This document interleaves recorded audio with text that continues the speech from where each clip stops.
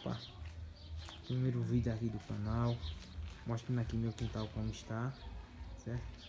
As plantações que a gente tem e como está atualmente. O quintal aqui é pequenininho, tá certo? Pequenininho. Tem, depois vou mostrar também aqui o terreno ali da minha tia, que eu tomo de conta, do jeito que tá. Os planos aí de plantar também aqui. Aqui a gente tem uma plantaçãozinha de... Minha mãe que plantou. Plantaçãozinha de morango. Agora essa plantação de morango de mãe botou 3 morangos e parou de botar. Tá botando mais não. Tem aqui cebolinha que me planta. Botou muita. Os pezinhos de couve que tá até com doença, ó. As largatas estão comendo, ó. Ó como tá feia a folha. Cheia de fungos. Fazer um remedinho depois que eu vou ensinar vocês. Bom pra planta. Ó o estado que tá. Os pezinhos de couve aí. Cebolinha. E mais cebolinha. Não sei pra que esse monte de cebolinha que eu planta.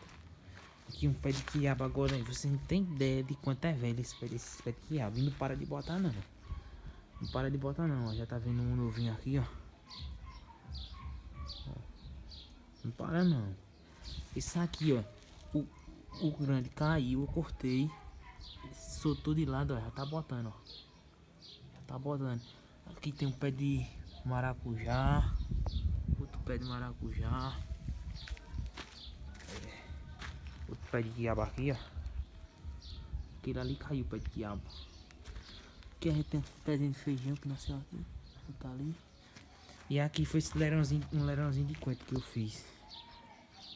Agora há pouco plantei. Fiz o lerão e plantei. Já tá começando a nascer agora os coentros. Ainda não tá nem perdoando ainda.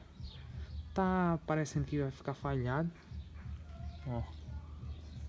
Ó esse pezinho, ó. Tá parecendo que vai ficar falhado, mas eu ajeito ele direitinho aqui.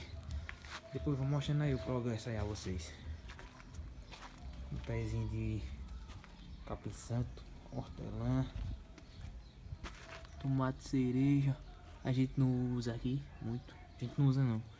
Vou arrancar depois. Aqui, visão mais ampla. Como está. Ali em cima não tem nada plantado não. Vou limpar depois. Lerãozinho aí, ó. Canal aí pra mostrar a evolução e aprender junto com vocês como podemos estar plantando e colhendo, economizando aí, né? Nossa renda, nossa crise.